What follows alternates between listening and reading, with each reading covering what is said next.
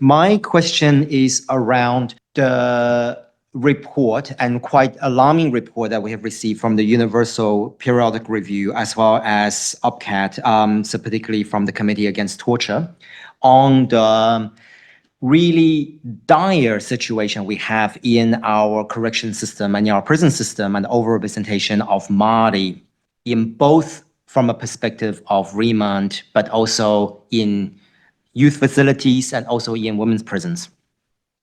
We have also seen that this is under the remit of Human Rights Commission, and I can see from the website that you have, I see the Human Rights Commission in general has an active role in this. What steps are you taking when we have new legislation that has been introduced that will exacerbate the very concern that the United Nations has raised around our incarceration rates? Lawrence, Meg looks after our responsibilities in this space, and I will get her to answer that question, please. Thank you for the question, committee member. Chair, can I clarify, am I able to speak about the current future period as well as the period under review? Yes. Thank you so much. So it's an incredibly good question, and hopefully you'll see that under OPCAT, under the Crimes of Torture Act 1989, we have a unique role as the New Zealand NHRI. We're the coordinating body for all of the other bodies that investigate what's occurring in our places of detention.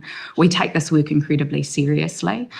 Over the period under review, you'll see that we participated in the UPR process, and the concerns that you're raising are the concerns that we raised very strongly with our own community here in our submission to the United Nations and in our advocacy work with over 30 countries who are going to be providing feedback to our government.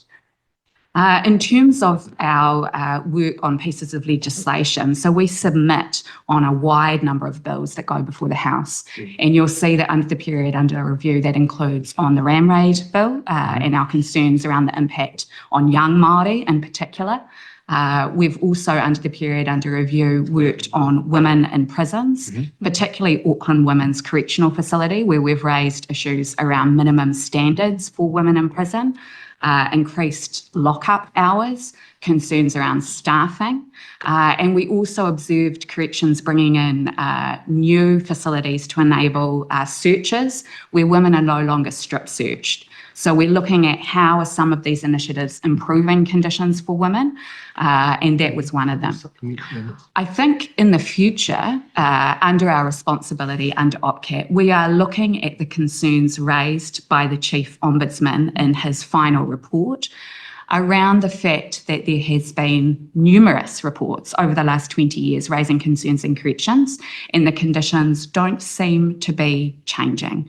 So for us, we take that role very seriously, and we're looking at how do we use our mandate as the coordinating body to focus on what really needs to change in our prisons, which includes, as I'm sure you've seen, the increasing incarceration rate. Just a few additional subs. I hear what you're saying and also some of the work that you're doing sort of around the edges, but the overrepresentation of a particular group, and specifically Māori and Pacifica in our prison system, and particularly on remand, like you said, has not changed. Successive government has not changed. You have submitted on things, but what I'm hearing is that you have no control over those kind of things because successive governments do what successive governments do. Then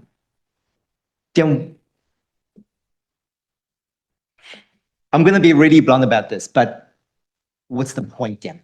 Like, what is the role of the Human Rights Commission if the Human Rights Commission cannot make government change the behavior and the fundamental issues that are being addressed by the United Nations? Yeah, I appreciate the question, committee member, and I understand that this is a constant battle and struggle for people working in this space. How do we make real impact and real change? I would say I'm really proud of the huge number of areas where the Commission over the last 50 years has ensured real change for people in Aotearoa. And I can point to a range of issues where we've been a core driver, including back to the 70s, where we were part of the push to ensure there was accountability for abuse in state care, for instance. It was a 2017 petition handed over by the then Race Relations Commissioner that led the call for the inquiry into abuse in state care.